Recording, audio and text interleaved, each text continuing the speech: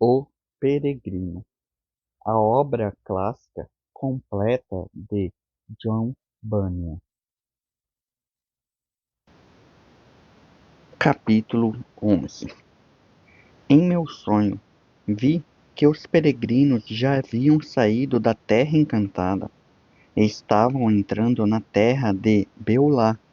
O ar deste lugar era muito gostoso, sendo que o caminho passa bem no meio. Os peregrinos descansaram durante um tempo. É um lugar lindo.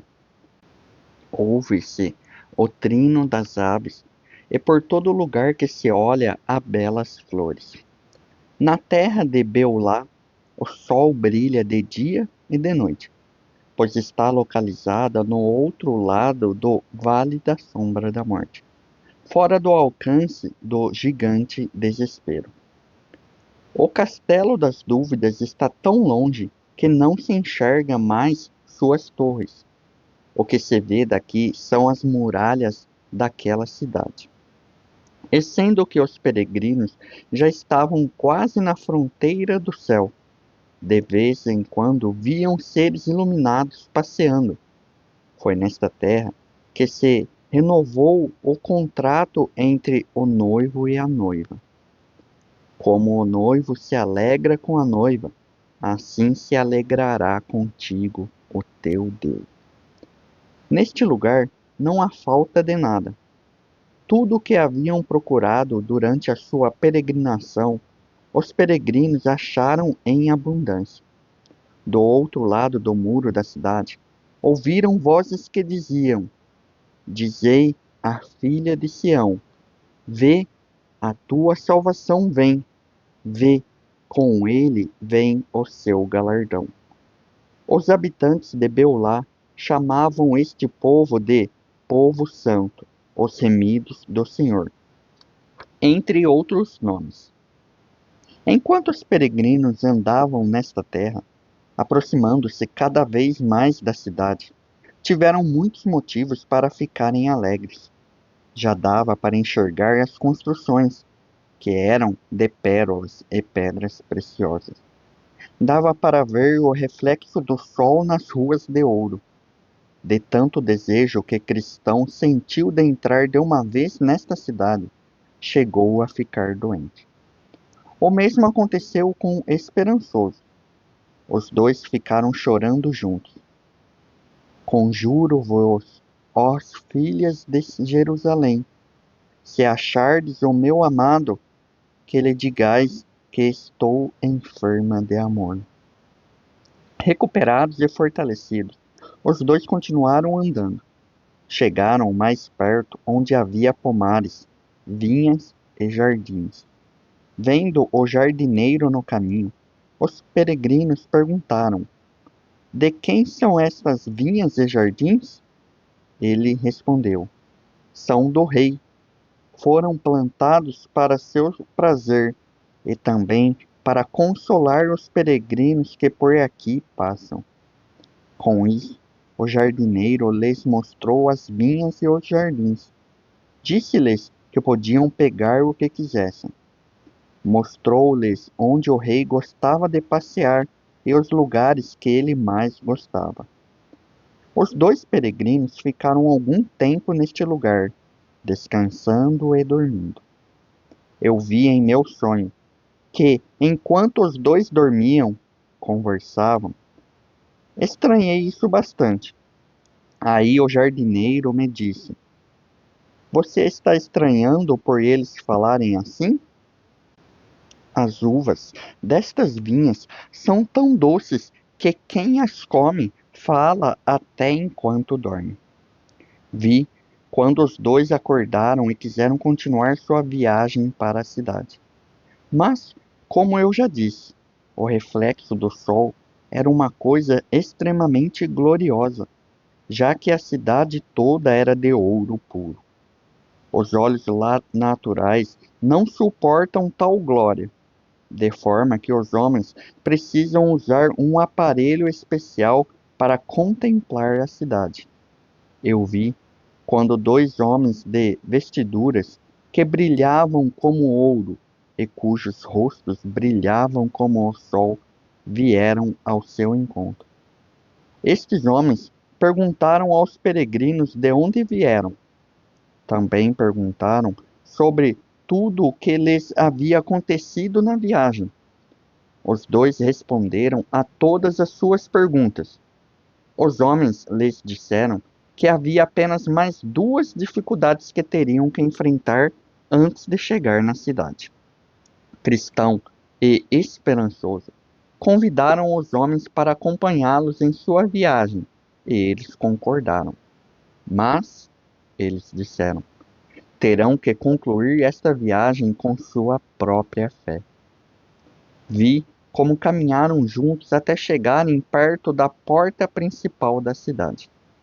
Eu vi também que entre os peregrinos e a cidade havia um rio fundo, e não havia ponte.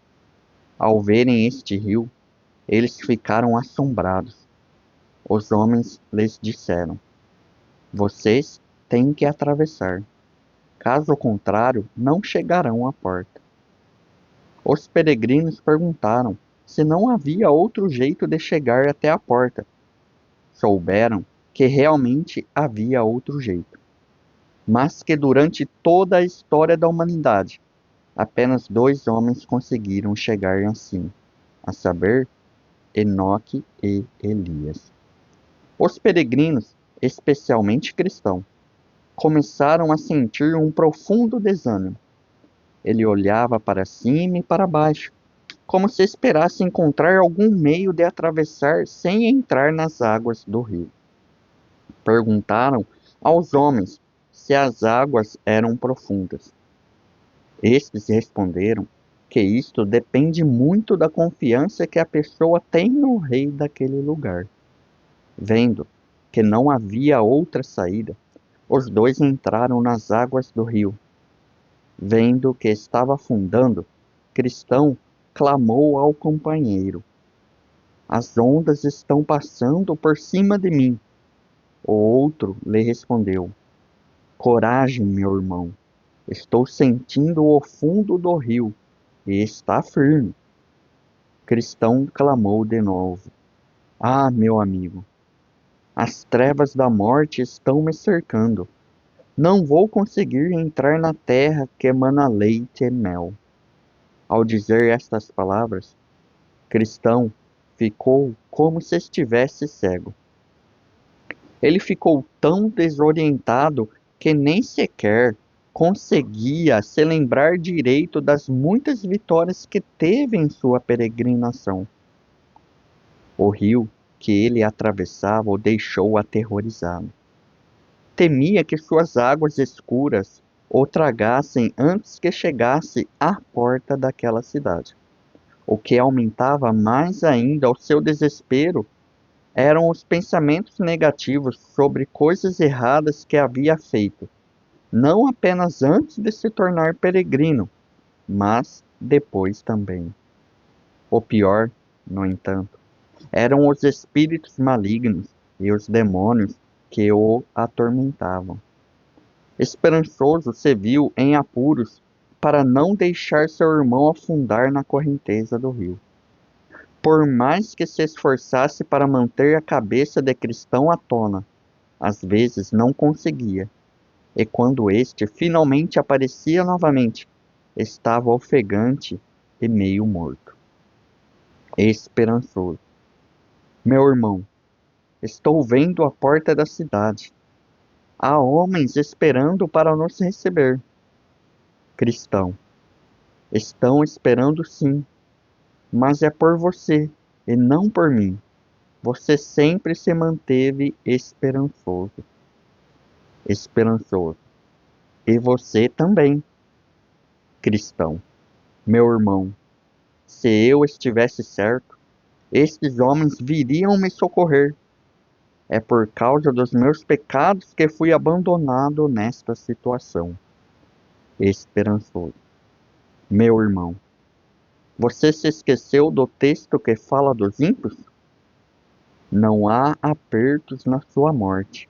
O seu corpo é forte e sadio. São livres das tribulações dos mortais, não são afligidos pelos males humanos. Isto que você está passando nestas águas não é sinal de que Deus lhe abandonou. É uma provação que ele mandou, pois quer saber se você vai se lembrar dele não apenas nos tempos bons, mas nos difíceis também. Em meu sonho, vi que estas palavras mexeram com o cristão esperançoso. Tenha bom ânimo, Jesus Cristo lhe fortalecerá. Cristão, em voz de júbilo, eu o vejo novamente. Ele está me dizendo: quando passares pelas águas, estarei contigo. E quando passares pelos rios, eles não te submergirão. Estas palavras deixaram os dois animados. E o inimigo, vendo que estava derrotado, deixou-os em paz durante o restante da travessia. As águas foram ficando mais rasas, e logo o cristão estava pisando em terra firme. Foi assim que chegaram à outra margem. Saindo das águas, os dois peregrinos novamente viram os dois homens resplandecentes que lhes esperavam. Estes disseram: somos os anjos enviados para fazer companhia àqueles que serão herdeiros da salvação. Os quatro foram caminhando em direção à porta da cidade. Lembremos que a cidade celestial fica no cume de uma montanha alta, mas a subida para os dois peregrinos foi fácil, porque os anjos os seguravam pela mão. Outro detalhe interessante é o fato de que as vestes mortais dos peregrinos ficaram no rio. Os quatro foram subindo, pois o cume da montanha, onde se encontra a cidade, está acima das nuvens. O ar é puro, tão diferente do ar contaminado que os mortais são obrigados a respirar.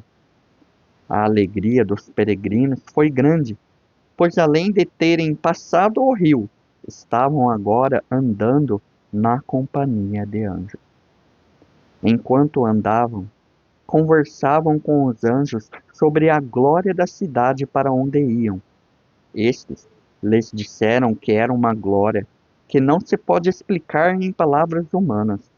O lugar é chamado de Monte Sião, cidade do Deus vivo, Jerusalém celestial, sendo o lugar onde os espíritos dos justos são aperfeiçoados. Anjos, vocês agora estão indo para o paraíso de Deus, no qual verão a árvore da vida, poderão comer de seus frutos eternos. Ao chegarem na cidade, receberão vestes brancas, e todos os dias poderão ficar na presença do Rei durante toda a eternidade. Nesta cidade, não terão que passar pelas coisas que passaram na terra, isto é, tristezas, doenças, aflições e morte, porque já as primeiras coisas são passadas. Vocês estão indo para onde estão Abraão, Isaque e Jacó, para onde estão os profetas, os grandes homens de Deus, que hoje estão descansando longe do mal. Peregrino, o que nós vamos fazer neste lugar santo? Anjos, naquele lugar, vocês serão recompensados pelas coisas que passaram na terra. No lugar de tristeza haverá gozo. Ceifarão o que semearam e receberão os frutos de suas orações e lágrimas. Verão o resultado daquilo que sofreram pelo Rei.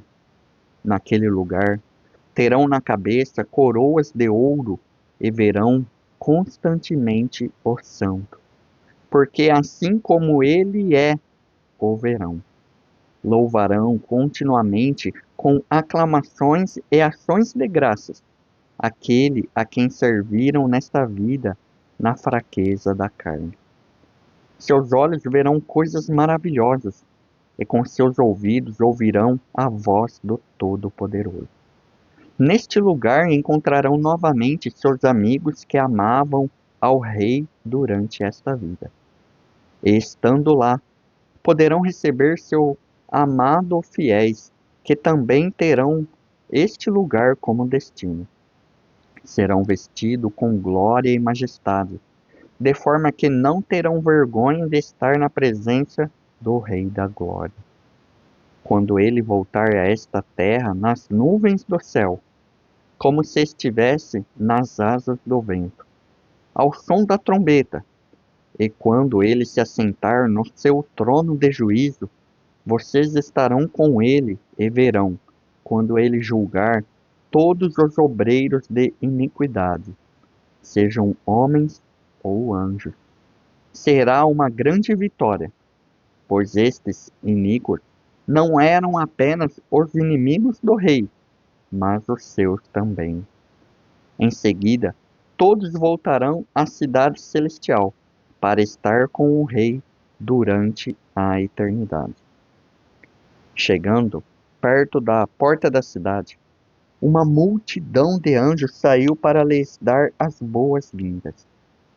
Os dois anjos lhe disseram: Estes são os homens que amavam ao nosso Senhor enquanto no mundo. Deixaram tudo por amor do seu santo nome. O rei nos despachou para buscá-los, e é isso que estamos fazendo. Eles agora estão querendo entrar e olhar o rosto de seu Redentor. O exército celestial bradou: Bem-aventurados aqueles que são chamados à ceia das bodas do Cordeiro. Neste instante, saíram alguns dos trombeteiros do rei, todos com vestiduras brancas e resplandecentes. O som das trombetas era melodioso, e suas notas claras ecoavam nos muros da cidade. Os trombeteiros saudaram cristão e esperançoso, com 10.000 boas-vindas. Terminada esta cerimônia, colocaram-se em volta dos peregrinos, como se estivessem montando guarda ao seu redor, até chegarem na porta da cidade. Parecia que as notas delicadas das trombetas estavam avisando o céu da chegada dos dois peregrinos. Foram caminhando assim. Os trombeteiros tocavam suas trombetas e depois paravam, e sorriam para os peregrinos, mostrando o quanto sua chegada no céu os deixava alegres. Era como se estes dois homens já estivessem no céu. Estavam tão perto da cidade que dava para ouvir os sinos que repicavam dentro dos muros, dando-lhes as boas-vindas também. O que mais lhes emocionava era a certeza de poder passar toda a eternidade no meio dos santos anjos de Deus, como estes que lhes estavam dando as boas-vindas. Caminharam até chegar na porta da cidade. Por cima desta porta, escritas em letras de ouro, havia estas palavras: Bem-aventurados aqueles que lavam as suas vestes no sangue do Cordeiro, para que tenham direito à árvore da vida, e possam entrar na cidade pelas portas. No meu sonho, vi quando os anjos pediram aos peregrinos que batessem à porta, e foi isso que fizeram. Imediatamente a porta entreabriu-se, e Enoque, Moisés e Elias apareceram e foram informados que, por amor ao rei deste lugar, os peregrinos haviam deixado a cidade da destruição. Estes entregaram seus certificados, os mesmos que receberam ao iniciar sua peregrinação, e os três homens os levaram ao rei. O rei, depois de olhar os certificados, perguntou: Onde estão estes dois homens? Responderam que estavam esperando do lado de fora. O rei mandou que abrissem a porta, disse assim: abri as portas, para que entre nela a nação justa que observa a verdade. Eu vi em meu sonho, quando estes dois homens entraram pela porta. Milagre! Ao passarem pela porta, foram transfigurados. Foram vestidos de roupas que reluziam como ouro. Veio um ser celestial com harpas e coroas na mão. Entregou-lhes as harpas para louvar o nome do rei, e em suas cabeças colocou as coroas. Em meu sonho, ouvi quando todos os sinos daquela cidade começaram a repicar alegremente. Ouvi também quando alguém disse: entra no gozo do nosso Senhor. Também ouvi os anjos proclamarem ao que está sentado sobre o trono e ao Cordeiro: seja o louvor, e a honra, e a glória, e o poder para todo sempre. Pela porta aberta eu vi que a cidade brilha como o sol. As ruas são de ouro puro, e nelas andavam muitos homens com coroa na cabeça. Nas mãos seguravam ramos de palmeiras e harpas de ouro, com as quais louvavam ao Senhor. Estes seres celestiais, muitos com asas, diziam incessantemente: Santo, Santo, Santo é o Senhor. Nisso a porta foi fechada. Eu lamentei muito por não estar do lado de dentro. Enquanto meditava sobre tudo isso, olhei para trás e vi Ignorância se aproximando do rio. Em vista da travessia dos dois peregrinos, a dele foi tranquila. Acontece que nas margens do rio havia um barqueiro que se chamava Esperança Vã. Foi no barco dele que Ignorância atravessou o rio. Mas, diferente dos peregrinos que tiverem quem os acompanhasse até a cidade, eles desse as boas-vindas. Ignorância teve que caminhar sozinho. Ao chegar na porta, viu as palavras escritas por cima e começou a bater, acreditando que alguém imediatamente abriria a porta. Quando a porta entreabriu-se, alguém perguntou: de onde você é? O que é que deseja?